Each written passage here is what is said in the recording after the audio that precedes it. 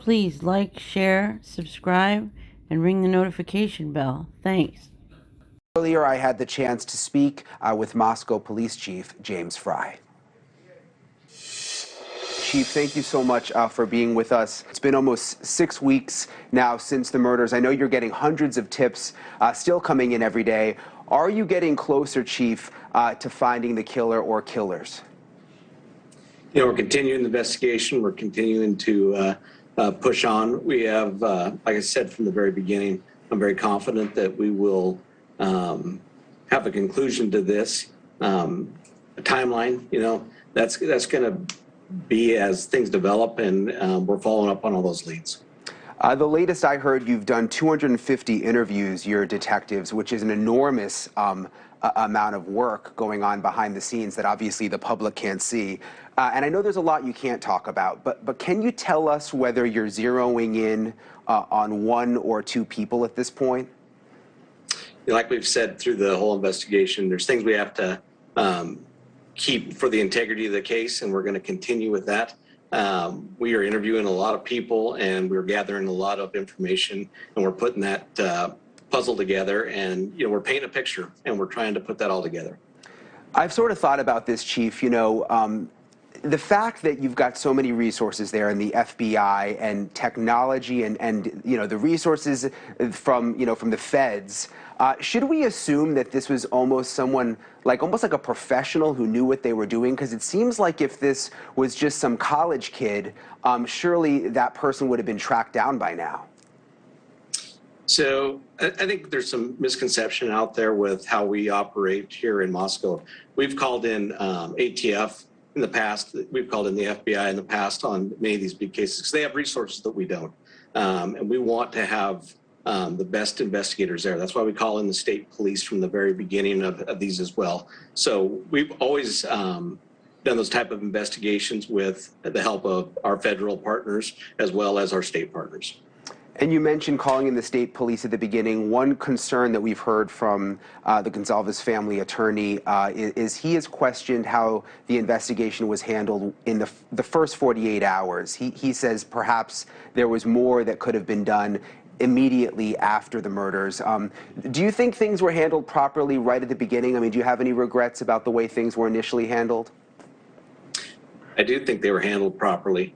You know, we secured the scene quickly. We called in the state police. We did our due diligence in getting the things that we needed to do to, you know, have this be a solid case all the way through. We called in the state lab to collect evidence, and I believe that it was the initial stuff that we started and how we did things that will help bring this to a conclusion. And, you know, school's out now, winter break at University of Idaho. I believe the kids come back on January 11th. We've heard from parents who are worried, saying, you know, maybe I'm going to keep my kids home or have them do online school. What do you say to those families that are concerned about sending students back? What I've always said is, you know, we're a very proactive police force. We're out and about. We're on campus a lot. We're out doing patrols. But personal safety, you know, people do need to pay attention to their surroundings. People need to make sure that they watch out for one another. But we want the students to come back, but we also want them to feel safe. So that's going to be a family decision, I think, on a lot of those parents and kids. Is there any way of knowing right now, and again, I know there's things you can't say, but of whether this murderer is still in the area or may be far away by now? Like I said, we're not disclosing any of that, but there's some of that we just don't know at this point. We're still trying to put everything together. We've said all along that we need people to be vigilant. We need people to pay attention because we're not sure exactly where the individual is. The white Hyundai Elantra that's obviously gotten so much attention, people all over the country looking for it. Should they still be on the lookout? I mean, do you think you've gathered what you need in terms of that car, or are you still wanting people to call in? We still are asking people to call in on any spotting of white Elantra. You know, we appreciate all the tips that we've gotten, not only from local Moscow, but state, but across the nation. and we're following up on all those. So every tip helps. Like I said, we don't know exactly which tip is going to be the one that really secures a piece of information that we're looking for, but we're looking into all those. I've been outside the house quite a bit over the last month. I saw on, it was 2 days ago, there were some detectives that showed back up to the house. Any idea how long you'll keep that a crime scene the way it is, all roped off? Not exactly sure. We're working with investigators to verify when they're ready to release that, but as soon as we can release it, we will.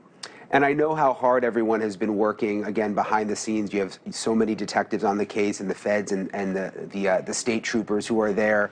Obviously, a lot of people working the case have families and kids. I know you've mentioned before that there's young officers that first showed up to the crime scene, and it was emotional for them. I mean, how's everybody doing at the department?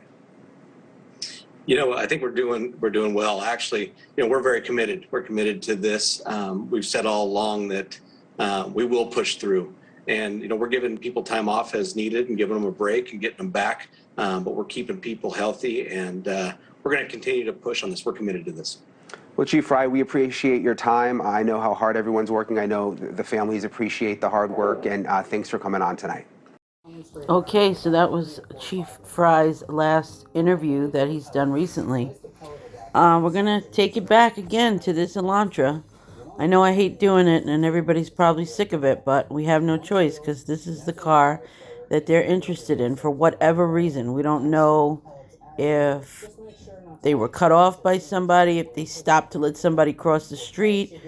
Maybe they saw something, like the chief has been saying, that they're going to be able to crack this case wide open.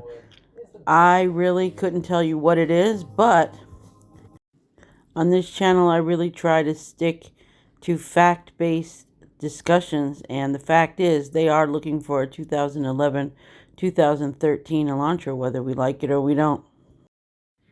Today I've noticed that a few YouTubers put out some body cam videos from previous incidents, as well as the incident from the Banfield. And now there are 100 videos and Facebook posts about cars and how it's the Elantra. Well, I'm going to show you how they're not the Elantra, or we can't confirm. Also, keep in mind that police have not confirmed these other vehicles in these other videos that have been released.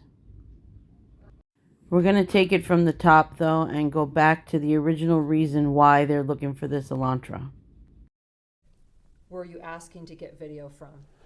Well, we started looking for video the day of the crime. Officers on scene, before I even arrived, had identified certain residences in the area that had video cameras.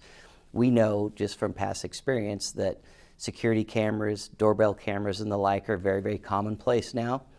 And that's a part of our standard procedures to start looking for a possible video source in and around crime scenes. So we started the day of the crime. And then that expanded as we got more investigators to the area for assistance, and we started putting together teams. And one of our team's sole job was to go through the King Road area, associated neighborhoods, and eventually the main thoroughfares in the city of Moscow, trying to identify videos, video cameras, etc., and then contact those business owners, contact those residents, and ask for copies of that video. And initially, there was a particular area outlined as where the priority was for asking for video. Why was that area selected? Well, that area was selected because essentially it surrounds the King Road area, and we know that people typically have to travel to and from. We weren't trying to pigeonhole our investigation into the suspect lives in the area. We wanted to make sure that we covered all the bases. And so as we began to gather more information, we began to expand our search area. You may recall from the second press conference that we specifically put out a plea to the public for any video in the King Road area, and then we gave a defined area, and we put that area on our website as well, asking residents, hey, if you have video or if your neighbor has video, let us know so we can get a copy of that. We understand that video has a finite life and sometimes systems will start recording over themselves. So we started that process very, very early in the investigation. Why ask the public for additional help with this white car? Well, through our tips, through our leads, some of the evidence that came in, we start to identify patterns. And like we said earlier, we are confident that the occupant or occupants of that vehicle have information that's critical to this investigation. We also understand that even though there's sometimes a fascination with a particular case, some people simply don't see the news and may not know that we're looking for it. So if we get the word out there, hey, maybe your neighbor has one in the garage that they don't drive very often. Maybe there's one that's just not on the registration database. Let us know. So far, we have a list of approximately 22,000 registered white Hyundai Elantras that fit into our criteria that we're sorting through. That's an awful lot of information, but it may not be all of them. So the public can help us with that. Okay, so we're back onto this 2011-2013 Elantra. And in the bottom, highlighted in the blue, is the Elantra. A car above it is a Dodge Dart. I'm just throwing this out there because I want you to see how many white cars are similar and why it's relevant. It's actually going to come into play right now. So we're watching a body cam video of an incident that happened March 2nd around the corner on King. And you can see a white car there in the background. There's now like a million YouTubes on this white car. That white car is not a Hyundai Elantra. That white car is a Subaru Impreza, most likely a 2012. I have done previous videos on the white car, and if you subscribe, you already know that, but I want to put this out there for people who are getting into this, and looking at similarities of these white cars. You can see this Subaru does not have a gas tank on the driver's side, as most Japanese cars do. And I believe that this vehicle that was noted as the frat car, I believe that that is a Subaru. Now, this dash cam, you're going to see a white car come up. And I really thought it was a Hyundai Elantra even at first. I have test driven many, many cars. I've bought quite a few cars. I've spent lots of times at different dealerships. I know pretty much all the cars out there, sadly. But for this, it came in handy. And you're going to see a FedEx truck pull off of Taylor and start driving up King. And you're going to notice a white car following behind. Now, where is it? Here we go. Okay, there's the FedEx truck. And you're going to see this white car coming up the street. And it looks a lot like a Hyundai Elantra. But unfortunately, on closer inspection, it is not a Hyundai Elantra. I'm going to show you. Okay, you're going to see it from the other officer's body cam here in just a second, where he can't see the car as good, but he gets a great shot of the car turning into that house known as Jack Decor's house. However, I cannot say that that house is connected or not. But either way, that house does not have a Hyundai Elantra parked there. There have been so many videos out there swearing that there's a Hyundai Elantra. There's a Google Earth photo, and the car in the Google Earth photo is a Kia Forte. It is not a Hyundai Elantra. Okay, there goes the FedEx truck. And this officer is going to walk around, and you can see the white car barely.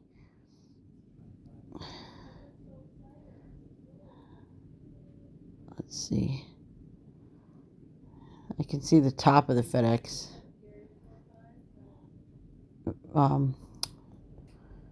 truck. There it goes. It's about to leave. And then you're going to see him walk back down toward the back of this silver Subaru hybrid in this driveway. that's finishing up their questioning with that girl. Her car was broken into. There you go. There's that car. See it pull into the driveway? Everyone thinks that that's a Hyundai Elantra now, but it's not.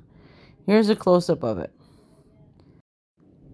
It looks a lot like a Hyundai Elantra, but it's not. I was almost fooled myself. This is a Hyundai Elantra, and I'm going to show you right here. The grille in the front is very similar, but different. And the bottom of that ground effect, as well as the fog lamps, are different.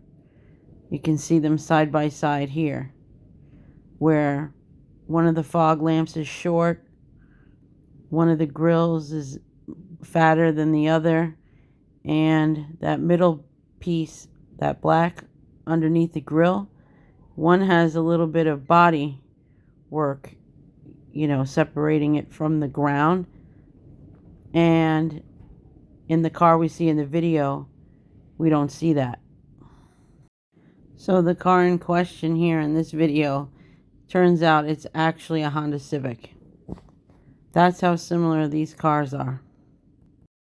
I have personally reached out via email just to ask if they could publicly get into why they know that they're looking for an Elantra on any level, or maybe give us the original video because of this causing such a problem. Also, a few days ago, I showed you a very poor image of a car that was seen at the band field from another body cam footage right around the time that the original car was spotted off Taylor. Let's revisit that footage. Is located along Taylor Avenue, and Chris Hall was able to see in the background of the police body cam that, yes, a car indeed drove right past those officers. Look at those headlights. That was two. Yes, let's talk about those headlights. Those headlights do not seem to have an orange glow at all. These pictures are horrible, I get that. But I do not see any ounce of an orange glow from the tip of that light. Now, let's look at headlights on a Hyundai Elantra of that year that they're looking. When the headlights are on, there is an orange tip on the edge of the headlights. This is a Subaru. I'm using this as an example. The orange part of the light is not lit when the headlights are on, but the ground effect is what I can't differentiate. I don't think that body cam car is a Subaru, only because that bumper in the corner, I don't see a fog light. And all of those Subarus have that dark molding around their fog lights. Also, I can't prove that this car is white. It could even be silver. So, I wish we had clarity for that. Let's look at this again, really slow down. You can see it moving into frame. I don't see any glow. There it goes.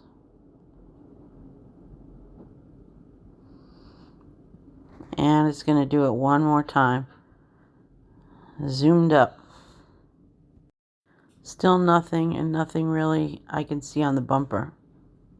Now we can look at the gas station car seen at 3:45. It is a horrible, horrible image as well, but I can see a little flare of yellow light if I really look at this image closely. Of course, it's not 100%, as these pictures are beyond horrible. That's why I really wish that Moscow PD could please give us the photo that they originally saw of the car in question so that we could help them out. What's awesome is so many people want to help in this case, but with a camera that's over 300 and some odd feet from the vehicle of interest that they claim is a Hyundai Elantra, the public is having a hard time even differentiating a real Hyundai Elantra from cars that are clearly not. We all want resolution in this case. We've gone from Adam, the bartender, to someone stalking them at the club, to the grub bus, to a stalker watching them, which is what I think. These girls, I believe, were being watched. I don't know for how long, but somebody had a thing with them. Maybe someone was jealous just because they didn't have the opportunities that some of these kids had. Being part of, a fraternity or sorority, getting to go to school. Maybe they felt like these kids had it all and they didn't.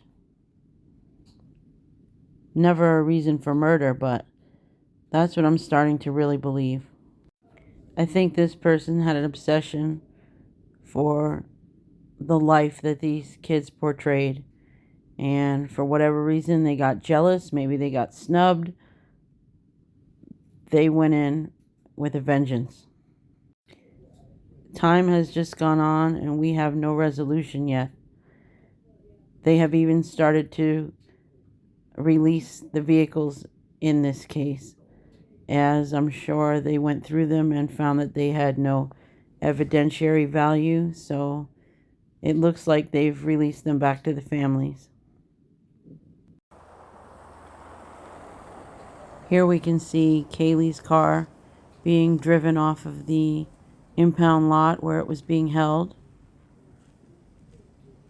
And I know that they've also released Xana's car as well. They cleared the vehicles off and they let them go. There goes Xana's car as well.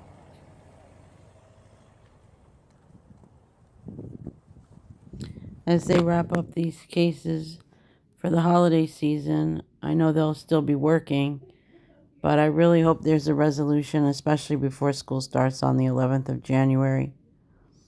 In the meanwhile, if you have any tips concerning these Idaho 4 or any tips related to the brutal mutilation of little Buddy, I would really urge you to contact the Moscow Police Department.